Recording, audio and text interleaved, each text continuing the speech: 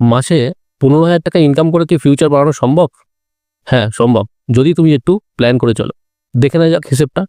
যদি তুমি রেন্টে থাকো বা বাড়ি তৈরির চিন্তা ভাবনা করো, তাহলে মাসে 4,000 টাকা তোমাকে জমাতেই হবে সেটার জন্য। ফোন, ওয়াইফাই, বিদ্যুতের জন্য মোটামুটি 800 টাকার কাছে। আর যাতায়াতের জন্য উবার, ট্যাক্সি অথবা বাস, তার জন্য মাসে 1200 টাকা। খাবার খরচ মোটামুটি 3,500 টাকা। বেসিক জিনিসপত্রের জন্য 1000 টাকা। আর এমার্জেন্সি ফান্ডের জন্য 1,500 টাকা। তাহলে এখনও বেঁচে আছে 3,000 টাকা। 1,000 টাকা তুমি এন্টারটেনমেন্টের জন্য খরচ করো, মুভিজ, পার্টি অথবা বন্ধুদের সাথে আড্ডা।